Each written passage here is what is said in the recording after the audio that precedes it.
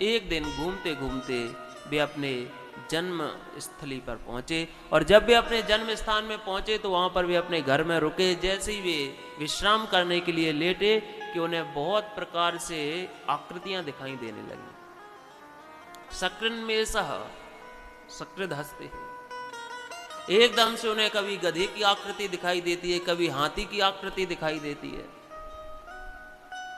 श्री गोकर्ण जी महाराज ने कहा ये है कौन?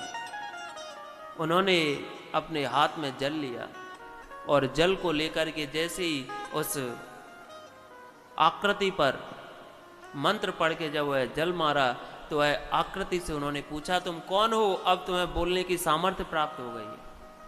वस्तुतः जो प्रेतात्माएं होती हैं, जो भूत होते हैं, उनको बोलने की सामर्थ्य नहीं होती। गरुड़ पुराण में उनका एक नाम भी आता है सूची मुख। उनका जो मुख होता है वो सुई के समान होता है। बहुत ही अशुद्ध उनका खान पान होता है, बहुत अशुद्ध आहार होता है। शौच के बाद जो जल बचता है वह जल उनका भोजन होता है। लेकिन वर्तमान समय में बड़ी अद्भुत स्थिति है कि कामनाओं में फंसे हुए लोग भूतों की और प्रेतों की उपासना कर रहे हैं, भूत और प्रेतों को पूज रहे हैं। परम पुरुष परमात्मा को छोड़ करके भूत प्रेतों की पूजा कर रहे हैं। और प्रेत कहता है कि मैं बड़े कष्ट में हूं। आत्मदेव जी ने, श्री गोकर्ण जी महाराज ने कहा तुम कौन हो, अपना परिचय दो। तो आज वह परिचय देते हुए कहता है अहं भ्राता त्वदीयोऽस्मि धुन्धकारीति नामतः स्वकीयेनैव दोषेण ब्रह्मत्वं नाशितं मया। हे भ्राता मैं कोई और नहीं, मैं तुम्हारा भाई हूं। अहम भ्राता त्वदीयोऽस्मि, तुम्हारा भाई हूं मैं। और धुंधकारीति नामतः, मेरा नाम धुंधकारी है। स्वकीय नैव दोषेण, मैंने अपने स्वयं के दोषों से, मैंने अपने स्वयं के पापों के कारण अपने ब्राह्मणत्व का नाश कर लिया।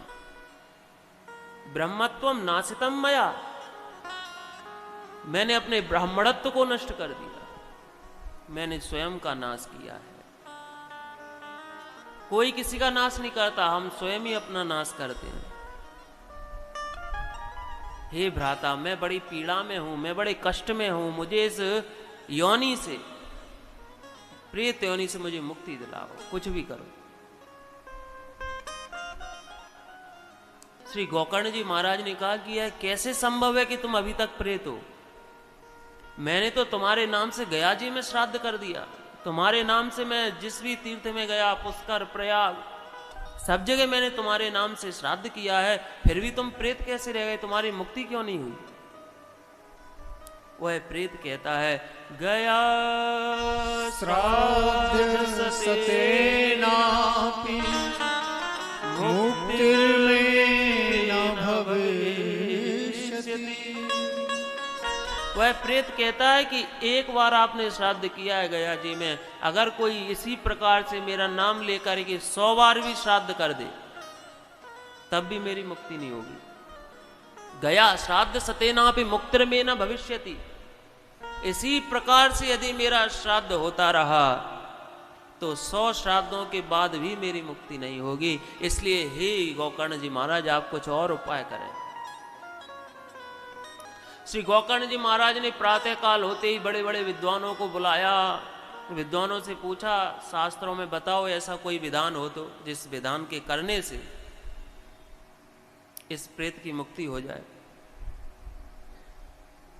सबने शास्त्रों को खोला पलटा, बड़े बड़े विद्वान थे, सबने बताया गया श्राद्ध, बद्रीनाथ जी का श्राद्ध, ये ऐसे श्राद्ध हैं कि इन पर श्राद्ध हो जाए तो फिर प्रेतात्मा की मुक्ति हो ही जाती है।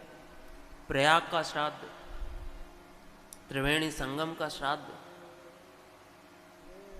यहां से तो मुक्त होना ही होना है। लेकिन गोकर्ण जी महाराज ने कहा कि सब जगह श्राद्ध कर दिया, लेकिन मुक्ति नहीं हुई। अब क्या करना चाहिए? सबने एक स्वर में कहा कि अब तो केवल भगवान सूर्य ही इस बात को बता सकते हैं, क्योंकि वे इस जगत के साक्षी हैं, वे समस्त जगत के साक्षी हैं। भगवान सूर्य, पंचदेव उपासना की कल बात महाराज जी ने कही, तो पंचदेवों में जो एक देव हैं वे भगवान सूर्य देव हैं, श्री सूर्य नारायण भगवान। पंचदेव उपासना सनातन धर्म का मूल सिद्धांत है। वेद में श्रुति आती है, यजुर्वेद में, सूर्य आत्मा जगतस्तुखश्च, सूर्य समस्त जगत की आत्मा है।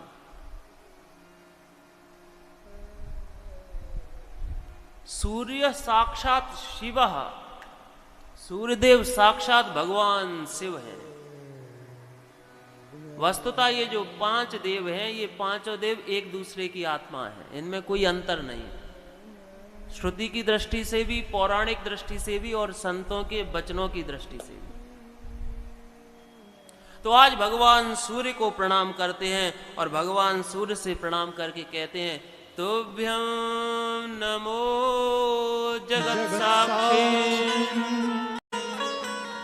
हे भगवान सूर्य, हम आपको प्रणाम करते हैं, आप समस्त जगत के साक्षी हैं।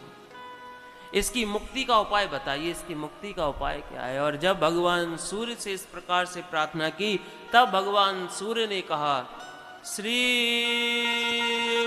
भागवतान्मुक्ति